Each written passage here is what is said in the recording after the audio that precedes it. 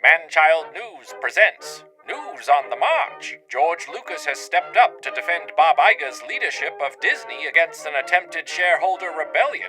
Lucas, the largest individual shareholder in the Disney company, called Iger and his team white slavers after he sold Lucasfilm to the company in 2012. I sold them to the white slavers that... But apparently what he didn't say until today is that he believes it takes white slavers to make magic and produce good movies. Anyone else is an amateur, according to old George. And his flawless track record for having perfect judgment in making movies makes his statements about who we should trust to lead Disney watertight. Remember, this isn't about him trying to protect the value of his massive Disney stock holdings. It's about artistic integrity, even as Star Wars itself plummets into cultural irrelevance. Long live the white slavers of Hollywood and their infinite wisdom. Master, yay! In another corner of pop culture, it seems a room full of chimpanzees at typewriters have managed to write Hamlet for once. Hasbro has announced a line of retro Ghostbusters based on the original film done in 1980s G.I. Joe scale and construction, complete with the Ecto-1 vehicle. Time will tell if the end product lives up to our hopes. But this is exactly what many of us had wanted in the summer of 1984, when there were no Ghostbusters toys anywhere. You mean you never even had a Slinky? We had part of a Slinky, but I straightened it. So it's pretty amazing a company like Hasbro has seen its way to actually offering something like this. Now, we wait. マジかこいつ。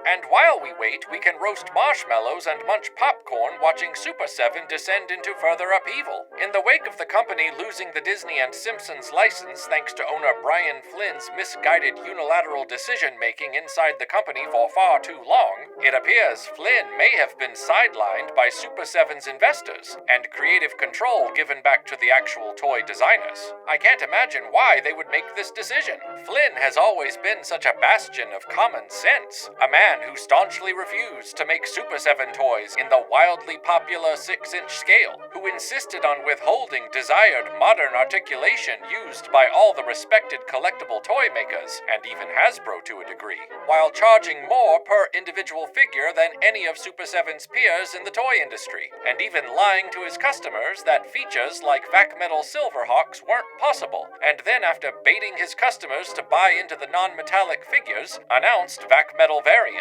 I ask again, why would Super 7 investors push Flynn to the side after he made the brilliant decision to include characters like Duffman and Hank Scorpio in the original waves of Simpsons rather than the core family in their classic designs? Why make characters people would actually buy when you could harness Flynn's underappreciated genius and produce scores of overpriced and under-engineered products instead? In all seriousness, this is what happens when you let a hopeless weirdo have autocratic power within your company. Brian Flynn is a full-blown wackaloon, and if you didn't see it by now, you never will. Here's hoping the staff at Super 7 can right the ship and save the company from its own creator. This has been Manchild News for March 2024.